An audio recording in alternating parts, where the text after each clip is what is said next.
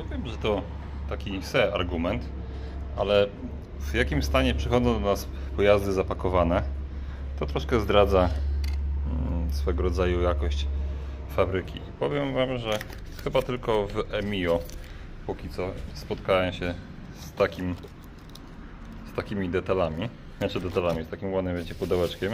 Nie, super, Soko jeszcze tak przychodziły. Lusterka fajnie zapakowane. Tutaj osłony szyby bocznej, przedniej, sorry, niebieskie i różowe. Przecież to bardziej jako białe wygląda, trochę im barwnika zabrakło.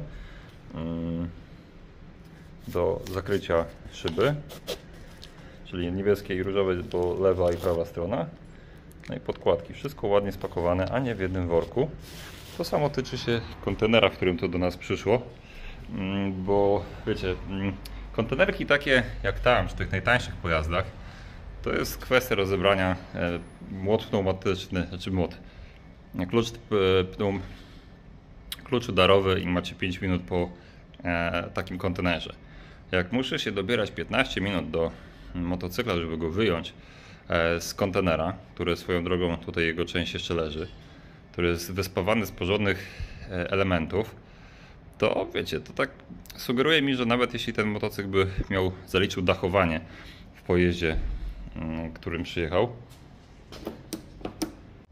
O ile mówimy o takim kontenerze, jak tam widzicie, nazwa jest całkowicie przypadkowa, to tam kontenerek, wiecie, klucz udarowy, 5 minut i mam po kontenerze.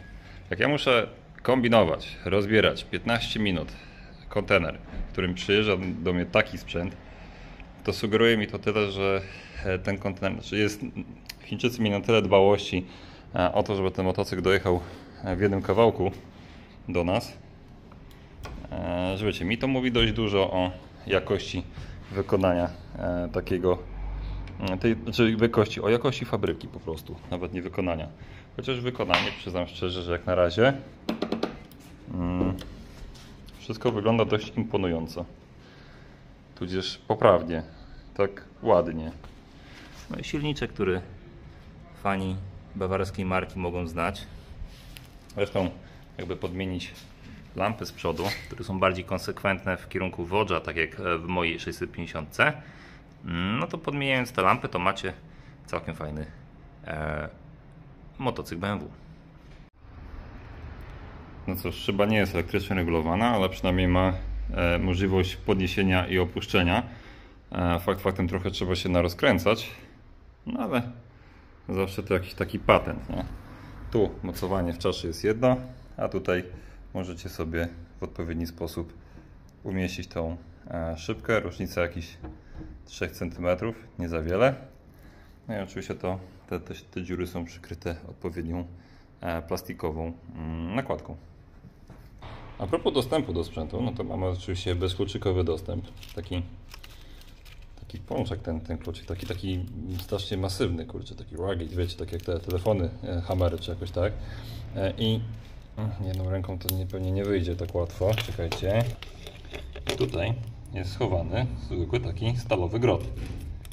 Natomiast tutaj jest schowany plastikowy grot, którym też idzie otworzyć na przykład siedzenie, tak jak to przed chwilą zrobiłem. Ciekawe. A propos siedzenia i miejsca pod nim, no jeden integral myślę, że wejdzie, ten drugi raczej jet jakiś, ale miejsca jest całkiem przyzwoicie dużo. Jest na teleskopie. Nie wiem, czy ten teleskop nie będzie się chował za bardzo w przedział pasażerski. Trochę na pewno, znaczy pasażerski, transportowy. I tutaj już widzę kolejną fajną rzecz, lampka do podświetlenia bagażnika. Tylko oczywiście akumulatora jeszcze nie namierzyłem i nie wiem, gdzie on jest. Przypuszczam, że schowali go tutaj, bo nie ma go nigdzie w pudełku, więc jest pewnie w miejscu, tudzież na miejscu. Dobra, bierzemy się za szukanie. Kolejna problematyczna rzecz w sprzęcie, problematyczna, to fajna, ładnie wykonane, maksymalnie 5 kg udźwigu. Jak to się ma do bagażników, które zazwyczaj też mają 5 kg udźwigu, czy wiecie, stelaży pod kufer centralny, nie? One też zawsze tam jest opisane, że mają 5 kg max. I to ma 5 kg, a to jest plastikowy element. No nieważne, ale ładnie wygląda, ładnie wkomponowany. Tak jak tutaj zobaczcie, przyciski do otwierania schowków elektryczne. Ja wiem, jeszcze nie wypowiem się na temat ich działania, nieważne. Akumulator będzie dość problematyczny do wyjęcia. Tutaj jest on osłonięty taką fajną klapeczką. No, z gumkami takimi na bogatości. Tutaj w tym miejscu jest dokręcane to, a to jest antena, jak się domyślam, od systemu bezkluczkowego. Dostęp do OBD, do wszystkich przekaźników i bezpieczników. Proszę, ładnie. O, i w końcu oznaczona tutaj, znaczy legenda do bezpieczników. Nie jest to taki standard, wbrew pozorom, co mnie dziwi. Dlaczego? No nieważne. Dobra, tutaj to tak gdzieś się wklikuje i trzeba to zmontować, przykręcić. No i teraz akumulator. I w akumulatorach zazwyczaj jak dostajemy te śrubki oryginalne, to są takie, wiecie, nakrętki płaskie, które wchodzą tutaj i jak próbujecie to dokręcić, to oczywiście trzeba to podważyć od spodu jakimś śrubokrętem, żeby można było od góry docisnąć, tak? No bo śruba jest jakby tutaj od góry wrzucana i ona nie starcza przez klemę, żeby ściągnąć tą podkładkę. A tu patrzcie, jaką docięli podkładkę, nakrętkę idealną na wielkość tego otworu. Problem polega na tym, że muszę teraz wyjąć akumulator, żeby te podkładki, tudzież nakrętki, tudzież tulejki tutaj włożyć. A dostęp do akumulatora byle jaki. Już wystarczy. Bardzo specyficznie to wszystko jest rozwiązane.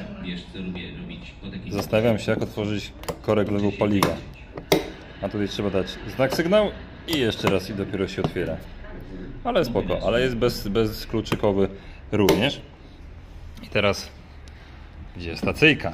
Tu pusto, tu pusto. Tutaj mamy coś do obsługi komputera, do otwierania siedzenia. Kierunkowskazy. To jest akurat dobre, że klakson jest tam, gdzie być powinien. Awaryjne są tam, gdzie być powinny. Tutaj zmiana w komputerze, no dobra, już tak bardzo seryjnie zrobione. Światła długie działają fajnie. Tutaj mamy hamulec postojowy. Też powiem wam, że całkiem fajnie rozwiązany.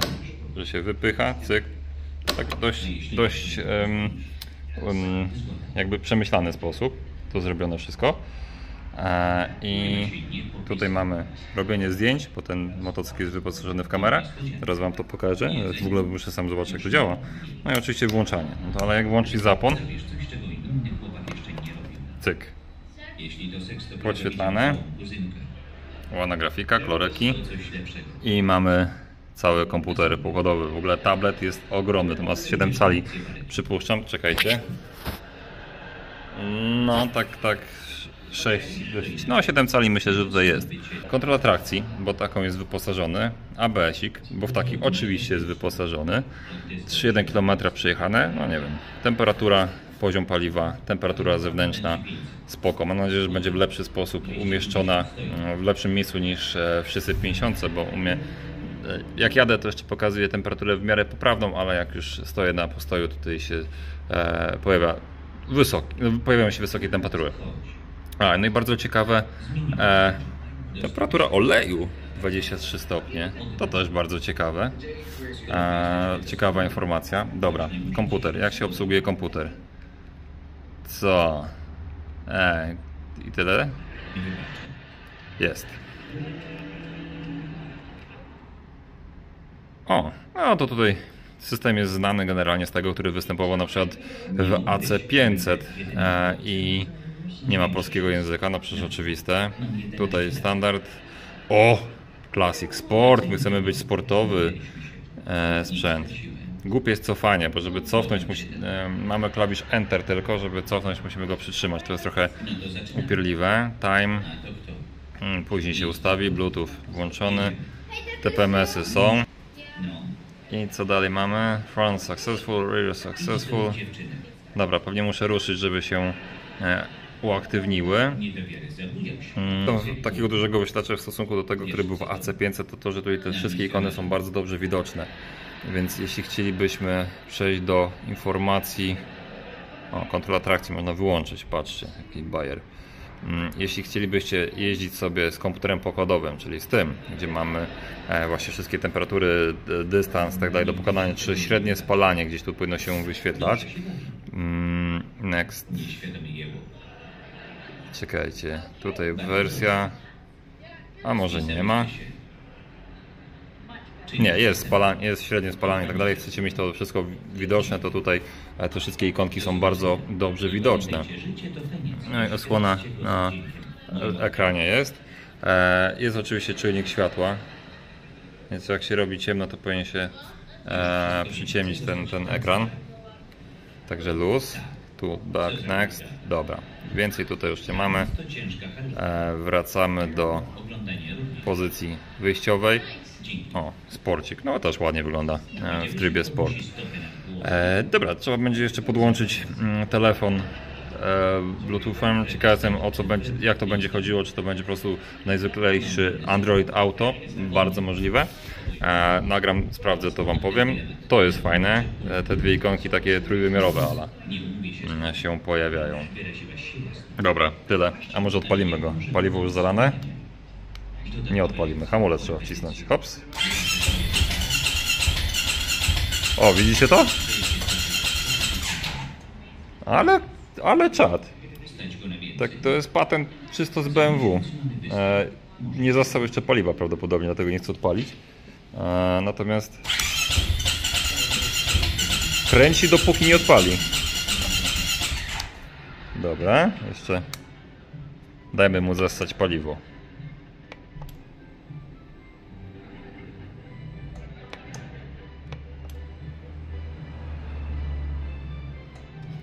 Coś, co zauważyłem w tym czasie.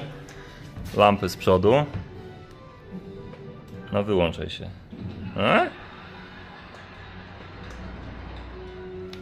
Zobaczcie, wyłączony zapłon, a oświetlenie postojowe jeszcze się świeci. I powoli pewnie będzie się wygaszało.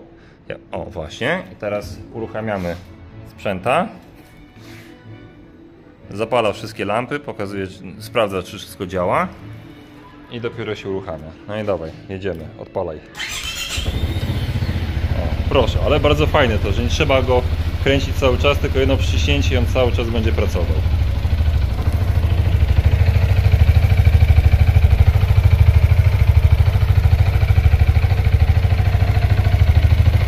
Tu ładnie napis Watch wpasowany, lubię takie detale. Zawieszenie tam dość ambitnie wygląda. Dość konkretnie. Z przodu zobaczcie, jakie zaciski mamy zaje fajne, bo są czterotłoczkowe. Podwójny czterotłoczkowy zacisk z przodu, radialny, coś pięknego. To powinno dość całkiem nieźle hamować. Reszta taka typowo skuterowa. Ten skok nie jest jakiś strasznie ambitny. Lampy mi się podobają. Czy mi się wydaje, czy... a nie. Nie wiem, co to jest tutaj to.